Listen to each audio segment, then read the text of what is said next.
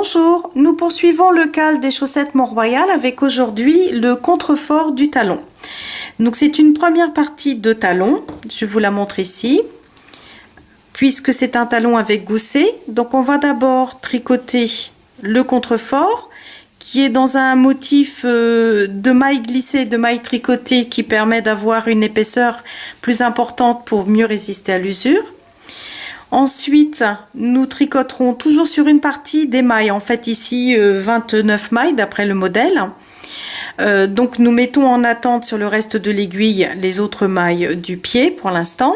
Enfin, en fait, c'est l'autre moitié, cette partie-là.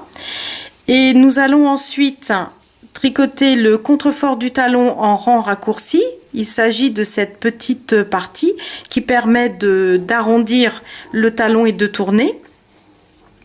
Ensuite, nous devrons relever des mailles le long du contrefort, ici. Et nous reprendrons à ce moment-là le tricot en rond avec ici une diminution régulière pour obtenir ce triangle de gousset là.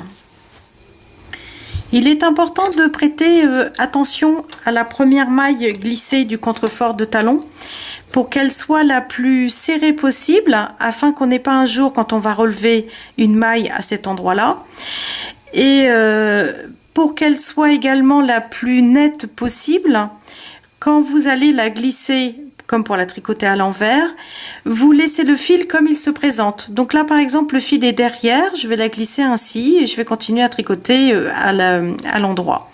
Et j'en profite pour vous montrer la maille envers torse, celle-ci, donc qui est une maille endroit torse ici. Alors la maille endroit torse, on aurait inséré le bout de l'aiguille droite dans le bras arrière en venant comme ça de devant vers arrière.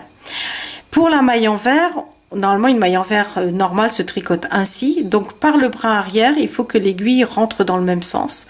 Donc en fait on va passer par derrière et soit je casse mon poignet, soit je tourne bien mon aiguille, mais en fait je vais rentrer la pointe de mon aiguille par derrière, par le bras arrière, dans ce sens-là, un jeté et je ressors. Et là ensuite, voici la répétition du motif, donc une maille endroit, une maille glissée, comme pour la tricoter à l'envers, mais en gardant le fil derrière. Donc en fait le fil ne bouge plus de derrière.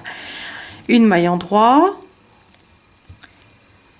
une maille glissée comme pour la tricoter à l'envers, le fil derrière, une maille endroit, une maille glissée comme pour la tricoter à l'envers avec le fil derrière. Et donc vous répétez ceci jusqu'à la fin du rang, sachant que si vous devez terminer par une maille glissée, dans ces cas-là vous terminez de toute façon par une maille endroit. Voilà, donc à la fin du rang on tourne l'ouvrage pour tricoter le rang envers. Donc le fil est devant, je le laisse devant, je glisse ma première maille comme pour la tricoter à l'envers. Voilà. Je garde mon fil derrière puisque je vais tout tricoter à l'envers. Je le tiens fermement, je serre bien la maille et voilà. Donc là je tricote tout ce rang, toutes les mailles à l'envers, y compris celles qui ont été glissées. Voilà. Et donc que des mailles envers jusqu'à la fin du rang. Pour ce contrefort, donc pour avoir ce motif texturé, on répète ces deux rangs une douzaine de fois. Alors, plus vous répéterez, plus vous aurez un talon haut et plus vous aurez aussi un gousset important, donc de profondeur de talon. Donc c'est par exemple utile de le savoir pour les pieds qui ont un coup de pied fort. Dans ces cas-là, n'hésitez pas à rajouter une ou deux répétitions, ce qui nous permettra de relever une ou deux mailles supplémentaires et donc d'avoir ici un triangle plus important, donc un talon légèrement plus haut, mais ici un triangle plus important et donc une distance ici supérieure pour des coups de pied plus forts. Voilà. Donc surtout n'hésitez pas, bon, sachant que le motif est très extensible, ici il y a déjà une bonne marge, mais si vous avez vraiment l'impression d'un coup de pied particulièrement fort, n'hésitez pas à rajouter au moins une répétition, comme ça on aura un petit peu de marge.